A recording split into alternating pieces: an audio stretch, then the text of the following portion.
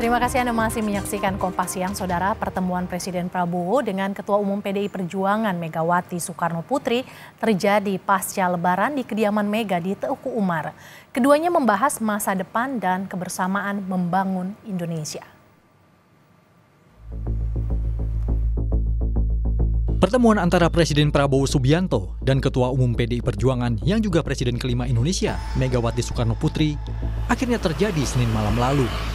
Ketua Harian DPP Partai Gerindra yang juga Wakil Ketua DPR RI, Sufmi Dasko Ahmad bilang keduanya bertemu di kediaman Megawati, Jalan Teuku Umar Menteng, Jakarta Pusat. Selain dalam rangka silaturahmi Idul Fitri, pertemuan kedua tokoh juga membahas masa depan Indonesia dan kebersamaan membangun bangsa. Pak, ini ada pertemuan malam memang ada pertemuan silaturahmi antara Pak Prabowo dan Bu Megawati di kediaman Bu Megawati di Teuku Umar, pertemuan silaturahmi dalam rangka Hari Raya Idul Fitri. Demikian. Tetapi yang pasti membicarakan bagaimana masa depan Indonesia dan bagaimana kebersamaan untuk membangun Indonesia ke depan. Pertemuan silaturahmi itu kan nggak ada masalah, mau di tempatnya Bu Mega, mau di mana, kan itu pertemuan sahabat boleh saja, nggak ada masalahnya bahwa Pak Prabowo kemudian datang ke Teuku Umar. Ada pertemuan empat mata tuh. Oh, itu pembicaraan lebih banyak empat mata sih, lebih bagaimana menghadapi situasi global yang pada saat ini juga banyak menempa negara-negara lain, dan kedua tokoh saling bertukar pikiran dan juga bertukar pengalaman, apalagi Ibu Mega kan juga berpengalaman juga memimpin Indonesia di waktu yang lalu, juga menghadapi saat-saat yang kurang lebih juga ada masa-masa krisis demikian. Apakah ada pembicaraan mengenai peluang PDIP bergabung ke pemerintahan? Saya nggak tahu, karena itu pertemuannya lebih banyak empat mata. Presiden ke-7 Republik Indonesia, Joko Widodo, menanggapi pertemuan antara Presiden Prabowo Subianto dengan Megawati Soekarno Putri. Menurut Jokowi, pertemuan keduanya sangat baik untuk kepentingan bangsa.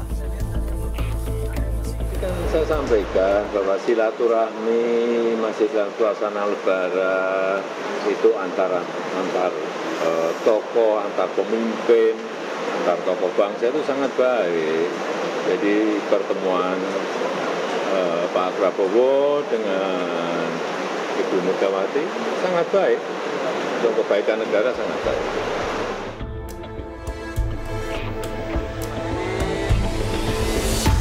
Sinyal kuat pertemuan memang ditangkap publik saat putra Presiden Prabowo, Didit Hedi Prasetyo, bersilaturahmi ke kediaman Megawati di momen Idul Fitri. Sejumlah foto pertemuan yang menunjukkan keakraban Didit dengan Mega dan Puan pun beredar di media sosial. Apalagi, Ketua DPP PDI Perjuangan yang juga Putri Megawati, Puan Maharani, sempat mengonfirmasi pertemuan antara Mega dan Prabowo pasti terjadi setelah Lebaran sebelum akhirnya dua tokoh itu bertemu Senin malam lalu. Tim Liputan Kompas TV.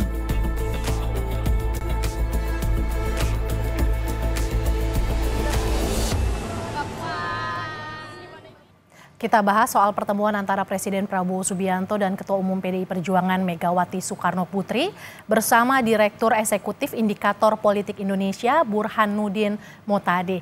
Selamat siang Mas Burhan, dengan Mercy di sini. Ya, Mercy. Mas Burhan, ada pertemuan antara Presiden Prabowo dan Megawati Soekarno Putri pada 7 April, Senin lalu. Secara kalkulasi politik, siapa yang paling diuntungkan dengan pertemuan ini, Mas Burhan?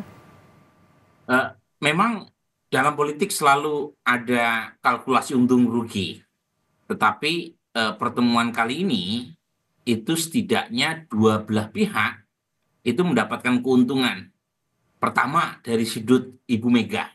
Itu jelas kedatangan Pak Prabowo ke rumah Ibu Mega itu menandakan bargaining position Ibu Mega masih tinggi. Karena seorang presiden yang sedang berkuasa itu ikhlas untuk datang menemui ketua umum yang notabene bukan bagian dari koalisi pemerintah. Yang kedua, jangan lupa bulan ini PDI Perjuangan punya hajatan kongres. Dan Ibu Mega menjadi calon kuat yang akan dipilih sebagai ketua umum untuk sekian kalinya. Nah, kalau misalnya tidak ditemui oleh presiden, itu ada kekhawatiran ada elemen eksternal yang mengganggu skenario untuk terpilihnya kembali Ibu Mega sebagai ketua umum. Dan praktis dengan kedatangan Pak Prabowo ke Ibu Mega itu memperlancar proses Kongres yang kemungkinan akan kembali mendapuk Ibu Mega sebagai ketua umum. Nah, itu keuntungan dari sudut Ibu Mega dan PD Perjuangan. Nah, bagaimana dengan Pak Prabowo? Nah, bagaimanapun Ibu Mega adalah ketua umum partai pemenang pemilu 2024 di tingkat pileg. Jadi kalau misalnya situasi geopolitik yang tidak stabil, ekonomi global yang sangat rentan, terutama pasca kebijakan kenaikan tarif Trump, itu tidak didukung oleh partai terbesar di parlemen, itu tentu akan menyulitkan, terutama buat konsolidasi pemerintah menghadapi situasi yang tidak menentu ini. Jadi win-win, meskipun lagi-lagi menimbulkan kesan seorang presiden rela datang ke Ibu Mega, itu menandakan bahwa bargaining position Ibu Mega masih kuat, dan itu mengesankan Pak Prabowo mengalah untuk mendatangi figur Ibu Mega ketimbang didatangi. Karena jangan lupa, Mercy, sudah sekian kali Pak Prabowo mengundang Ibu Mega dan Ibu Mega tidak berkenan hadir. Oke, Mas, kalau kita lihat dampak signifikannya terhadap hubungan keduanya setelah pertemuan yang terjadi seperti apa, Mas? Menurut saya jangka pendek yang jelas Kongres PD Perjuangan akan berlangsung nyaman, ya, tidak ada gejolak berarti, terutama dalam mengantarkan kembali Ibu Mega sebagai ketua umum. Karena kan selama ini terutama menjadi semacam rahasia umum, kalau tidak mendapatkan restu kekuasaan, kongres partai apapun itu akan sulit untuk bisa mulus sesuai dengan skenario pihak internal. Nah, sepertinya kongres bulan ini, terutama pasca pertemuan, akan berlangsung sangat nyaman ya buat PD Perjuangan. Itu satu. Tetapi apakah kemudian pertemuan tersebut akan serta-merta membuat PD Perjuangan bergabung dengan pemerintah? Itu lain soal. Itu perlu tahapan-tahapan berikutnya.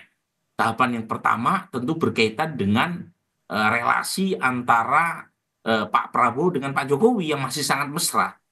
Jadi meskipun Pak Prabowo tidak punya masalah dengan bergabungnya PD Perjuangan ke pemerintah, dan itu sudah berulang kali dinyatakan Pak Prabowo untuk mengundang PD Perjuangan masuk, tetapi masih ada masalah yang belum tuntas antara Ibu Mega dengan Pak Jokowi.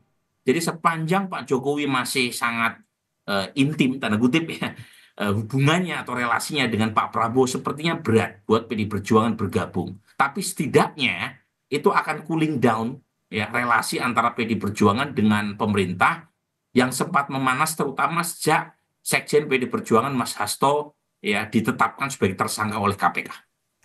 Mas, kalau kita lihat dari sisi apakah pertemuan itu akan mengubah relasi Jokowi dan Megawati yang bisa dikatakan sejak Pilpres boleh dibilang retak?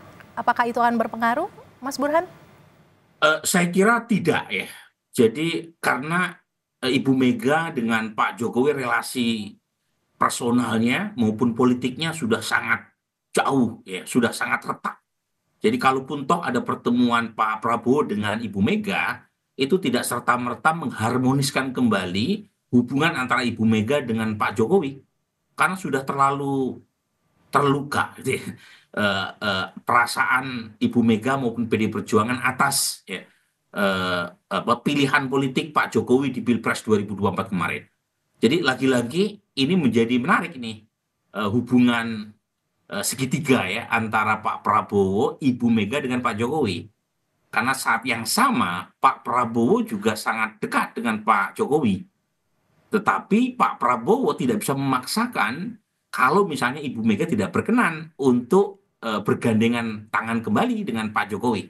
Jadi saya sebut kompleks karena Pak Jokowi dengan Pak Prabowo itu satu sekondan yang tak terpisahkan, ya. Tapi saat yang sama Pak Prabowo itu tidak bisa mengabaikan faktor PD Perjuangan yang merupakan pemegang kursi terbanyak di parlemen. Sementara Pak Jokowi itu kan bargaining politiknya relatif tidak sebesar Ibu Mega karena Pak Jokowi tidak punya kursi di parlemen. Dia tidak punya partai.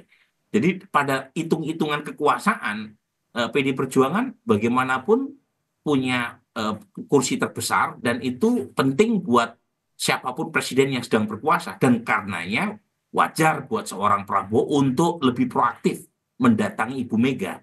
Karena tadi faktor geopolitik dan saat yang sama PD Perjuangan masih punya kursi terbanyak di DPR. Mas Burhan, pertemuan antara Prabowo dan Mega kan sebenarnya wacananya ini udah bergulir dari beberapa waktu lalu. Artinya bisa dikatakan bergulir lama begitu. Akhirnya baru terrealisasi. Selain karena Kongres dan juga tadi ada pertimbangan posisi PDIP di parlemen, menurut Anda apalagi yang menjadi urgensi? Memang rencana pertemuan kedua tokoh ini kan timbul tenggelam. Ya, dan sebelumnya kalau kita lihat ke belakang itu lebih dari sisi Pak Prabowo yang lebih proaktif untuk mengundang atau berencana untuk menemui Ibu Mega. Ya, terutama sebelum Pak Prabowo dilantik resmi sebagai presiden 20 Oktober 2024. Karena Pak Prabowo ingin mendapatkan semacam legitimasi politik, terutama dari partai pemenang pemilu dan dari tokoh Ibu Mega yang kita tahu presiden kelima yang mendukung capres di luar Pak Prabowo. Tetapi keinginan Pak Prabowo itu kan bertepuk sebelah tangan. Nah, baru kali ini ya terjadi pertemuan dan menurut saya ada kepentingan juga dari PD Perjuangan. Beda dengan Oktober 2024, itu lebih banyak kepentingan politik datang dari Pak Prabowo sehingga Ibu Mega terkesan enggan untuk menyambutnya.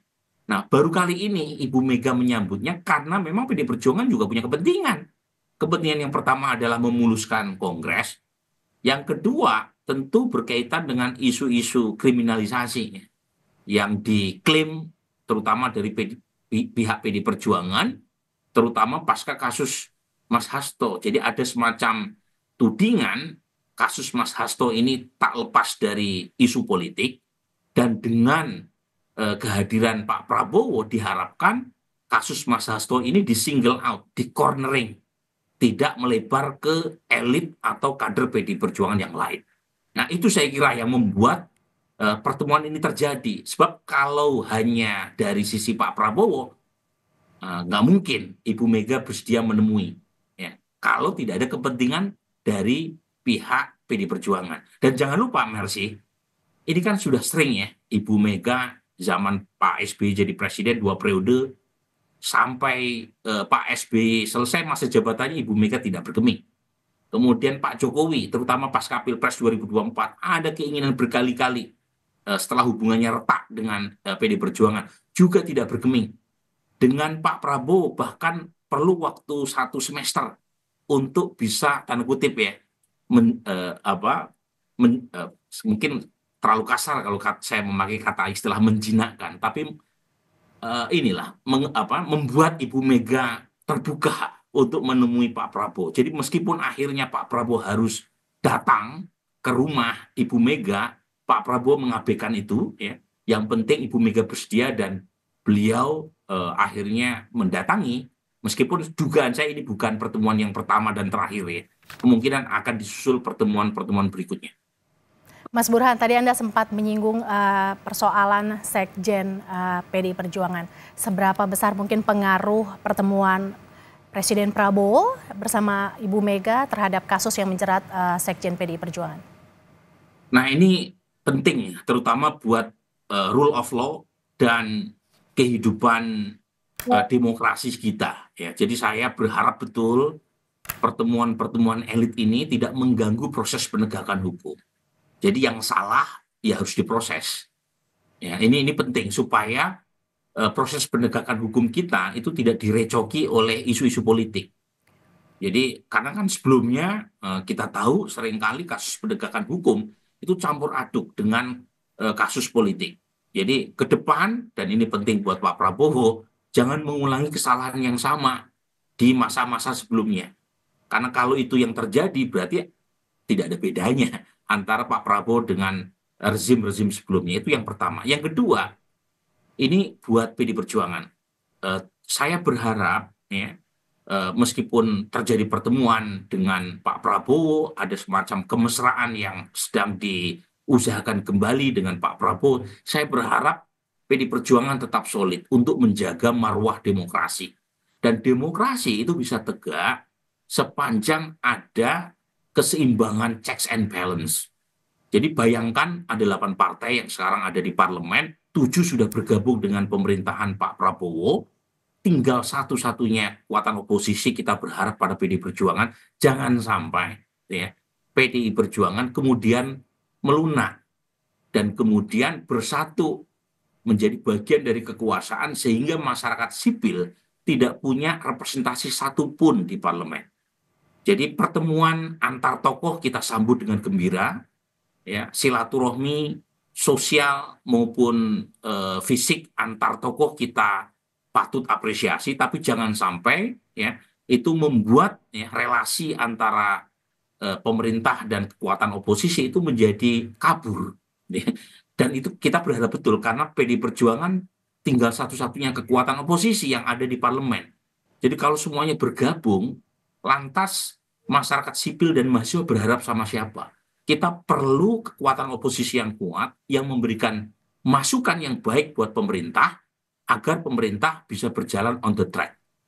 Baik, jadi ini sinyal positif untuk kedua tokoh bangsa, relasi kedua tokoh bangsa, tetapi check and balance tetap harus ada. Terima kasih Direktur Indikator Politik Indonesia Burhanuddin Muhtadi sudah bergabung di Kompas Siang.